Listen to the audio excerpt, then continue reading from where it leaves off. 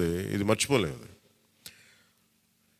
ఇప్పటిదాకా పొలిటికల్ ప్రాసెస్లో గత 10 దశాబ్ద కాలంలో మన ముఖ్యంగా లాస్ట్ అర దశాబ్దం కాలంలో ఏ స్థాయిలో ఉంది చూసాం.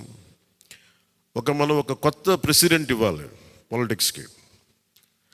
వ్యక్తిగత దోషం లేని, వ్యక్తిగత క్యారెక్టర్ని అసాసినేట్ చేయని పాలిటిక్స్. ఈ మార్పు ఏదో రావాలి. ఎందుకంటే టీవీల్లో సినిమాలకి సెన్సార్ ఉంటుంది, టీవీలకి సెన్సార్ ఉండదు. సినిమాలు ఎవరన్నా కూర్చోబెట్టి ఏదైనా మాట్లాడితే, మన ఈవెన్ అసెంబ్లీలో మాట్లాడితే రికార్డు నుంచి తొలగిస్తారు. నాయకులు బయటకు వచ్చి మాట్లాడితే రికార్డు నుంచి తొలగించలేదు. చిన్నపిల్లలు ఉంటారు, కుటుంబాలు ఉంటాయి, అని చోట మర్చిపోతాం మనం.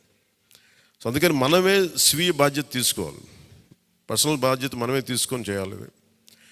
అసలు అద్భుతమైంది ఏంటంటే, ఓడలు బండ్లు అవుతాయి, బండ్లు ఓడలు అవుతాయి అనడానికి నేను చాలా కాలం ఇదే వేదిక మీద చాలాసార్లు చెప్పాను.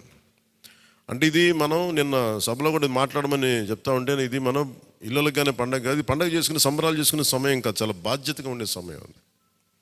ప్రజలు చాలా ఎక్కడెక్కడి నుంచో, మారుమూల నుంచి, ఎక్కడ యుఎస్ఏ నుంచి వచ్చి కూడా ప్రాణాలు కోల్పోయి, అసలు రాత్రనక పగలనక తిండి తినక ఒక్కొక్కరు పనిచేసిన విధానం ఇవన్నీ కదిలించేసినాయి.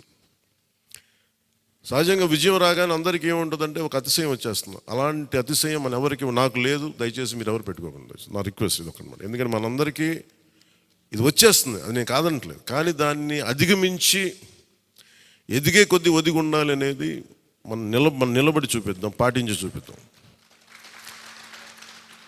ఎందుకంటే నిజంగా